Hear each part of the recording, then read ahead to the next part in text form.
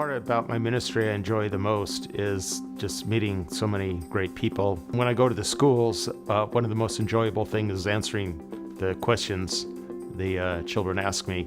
The little kids tend to ask more, maybe if there's one kind of general pattern, more personal questions. If one kid asks a question, what is my favorite, whatever it is, color, then they all ask favorite questions. What's my favorite animal?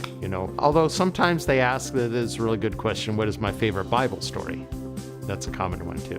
There's a very valuable lesson in this Bible story. It's a story about when the people of Israel asked Samuel to anoint a king for them. Now Samuel was very upset because the Israelites were not supposed to have a king. And I always ask them, do you know why? And they get that question right. It's because God is their king.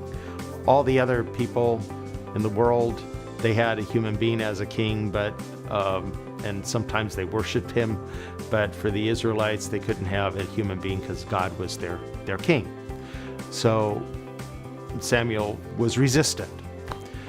But he goes to God, and God tells him that, they're not rejecting you, they're rejecting me, so let them have their king, but warn them. They're going to live to regret it, because the king is going to draft their sons into his army. He's going to make their people do his work for them. He's going to tax them heavily. And so Samuel warns them, and the people say, no, we have to be like everyone else and have a king. And so he anointed them the king, and it didn't take long before the king started becoming corrupt and the people started becoming corrupt, and they lived to regret it, and the kingdom eventually fell apart.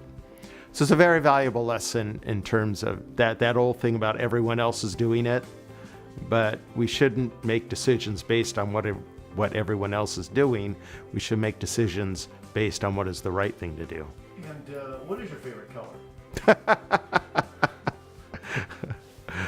I always answer that question by saying it depends on the day. My favorite color moves around.